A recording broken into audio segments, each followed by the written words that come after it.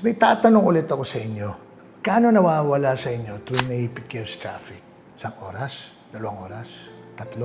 Karamihan sa atin ang sagot, wala boss, oras lang naman yan eh. Pero paano kung sasabihin ko sa inyo, hindi lang oras ang nawawala.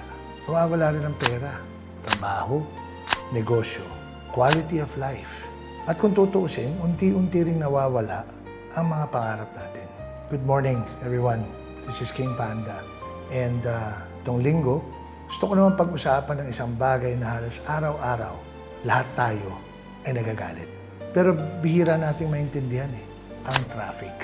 Pag tinatanong mo ang isang motorista, kapag tinanong mo ang isang truck driver, ano problema? Traffic. Delivery rider, traffic. Bus driver, traffic. Kahit ang taong walang sasakyan, traffic pa rin ang problema. Pero, alam niyo nakakatawa, marami sa atin niisip na, nakakainis lang ang traffic. Hindi guys, mas malala pa ron. Ang traffic ay parang buwis na hindi mo nakikita.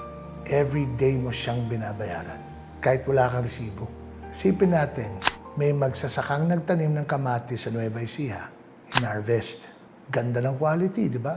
Pero bago makarating yan sa palengke, 3 oras na ipit ang truck sa traffic. Mainit. Ano mangyayari? Masisira. May masasayang. Kapag may nasayang, lugi ang magsasaka. Kapag lugi ang magsasaka, tataas ang presyo. Pagdating sa palengke, mas mahal ang kamatis.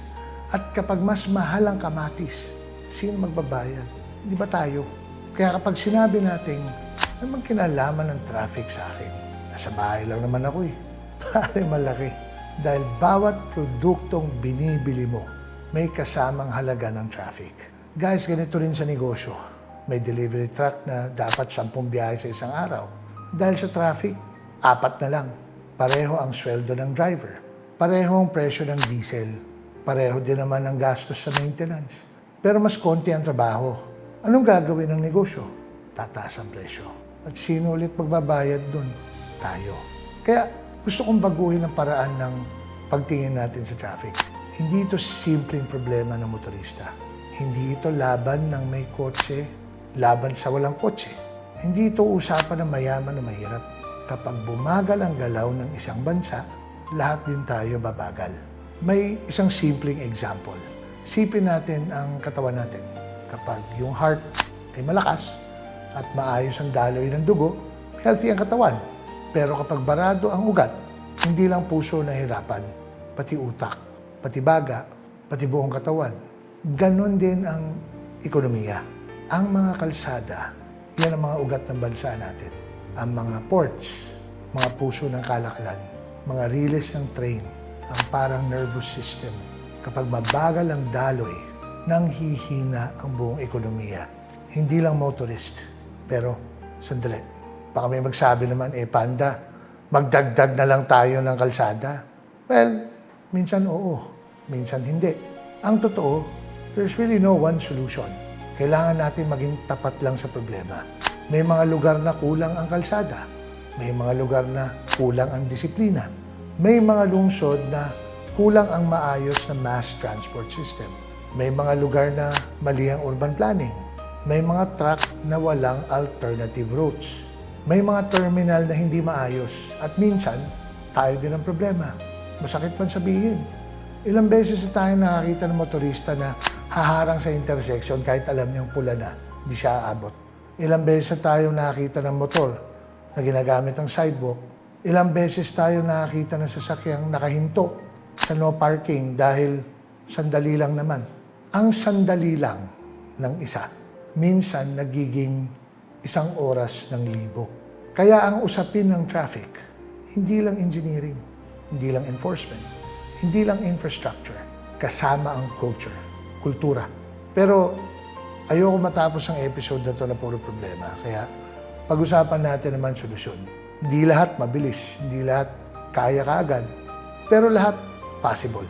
Una, mas magandang mass transport system. Kaya ang tagal na natin pinag-uusapan ito eh. Merong ginagawa, merong hindi. Kapag mabilis at ligtas at komportable ang bus at tren, mas maraming tao ang pipili nito. Hindi dahil pinilit sila. Kung hindi kasi dahil mas maginhawa siya. Hindi ka na magpa-park, hindi ka na magmamaneho. Pagdating mo sa pupuntahan mo, may istasyon, lalakad ka na lang.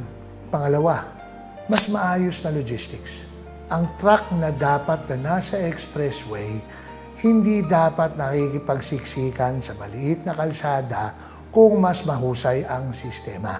Ilan beses mo makikita, 10-wheeler na truck nakabalandra sa isang barangay road na hindi nga magkasya ang dalawang sasakyan. Tapos meron pang naka-illegal park kasi si barangay captain naniningil ng parking. Diba? Pangatlo, mas matalinong city planning. O sige na, kahit hindi na matalino, common sense na lang at walang lagay-lagay. Hindi pwede puro subdivision sa isang lugar. Tapos lahat ng trabaho nasa kabilang syudad. Talaga magta-traffic, di ba? Kapag malayo ang bahay sa trabaho, traffic ang kakalabasan. Pang-apat, mas mahigpit at mas patas na pagpapatupad ng batas. Alam nyo guys, ang batas na hindi pinapatupad ay malamang suggestion lang. At panghuli, disiplina. Ito ang pinakamurang solusyon. At kadalasan, ito rin ang pinakamahirap. Alam nyo kung ano ang pangarap ko guys. Hindi lang mawala ang traffic. Kasi sa totoo lang, lahat ng maunlad na bansa may traffic din. Ang pangarap ko, magkaroon ng transport system na magbibigay ng pagpipilian sa mga tao. Kung gusto mong magmaneho, maayos ang daan.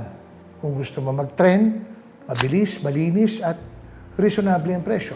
Kung gusto mong mag-bus, comfortable siya. Kung gusto mong magbisikleta, safe and convenient. And before we end, gusto ko lang iwan sa inyo ang isang tanong. Kapag ang isang bansa ay gumugol na mas maraming oras sa paghihintay kaysa sa paglikha, paano ito unlad? Hindi natin kayang bumili ng mas maraming oras. Guys, finite ang oras. Napaka-precious niyan. Pero kaya natin gumawa ng mas magandang sistema. At kapag gumanda ang sistema, hindi lang bibilis ang biyahe, bibilis ang negosyo, dadami ang opportunity, bibilis ang pag-asenso natin. Dahil tandaan natin, ang traffic ay hindi lang problema ng transportation. Problema ito ng economy. Problema ito ng bawat pamilyang Pilipino. At kung gusto nating yumaman ng Pilipinas, kailangan muna nating pagalawin ng Pilipinas. Guys, this is King Panda and ito ang Straight from the Panda. Hindi ko hinihiling na pareho tayong opinion. Ang hinihiling ko lang, huwag tayong tumigil sa paghanap ng solutions. Dahil ang kinabukasan ng bansa natin, hindi natin hinihintay, binubuo. Happy Sunday, everyone.